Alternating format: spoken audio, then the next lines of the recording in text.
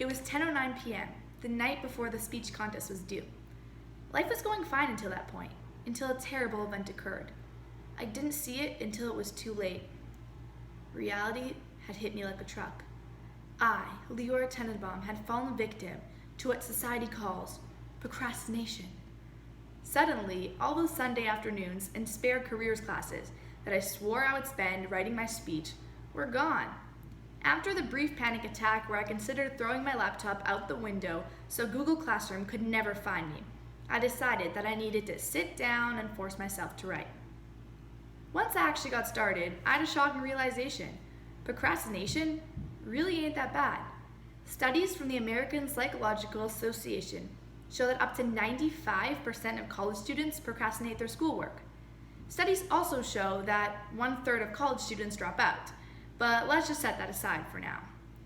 Let me list the many benefits of procrastination that occurred to me last night.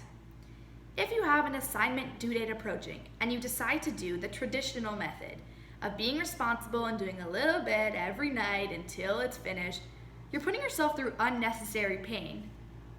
You're essentially dedicating every single evening of your life to schoolwork, because who has the mental capacity to do enjoyable things after putting your blood and sweat into something as depressing as schoolwork? You're giving up on your fun time, the things that make you happy and boost your mental health. And what is life without fun? If you push off all your work to one night, you're freeing up so much time to do the things that make you happy.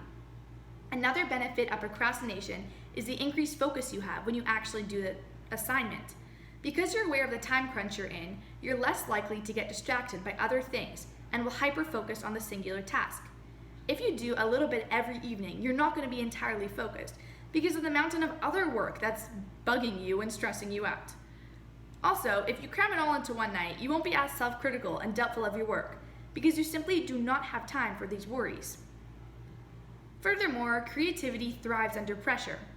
If you force yourself to be creative every day over an extended period of time, your brain just can't come up with good ideas. You're going to get writer's block and soon become very frustrated. What the creative process needs is time for it to rest and then a designated time when it can thrive. When you're under a lot of stress, your adrenaline increases, your heart pumps faster, and more oxygen reaches your brain.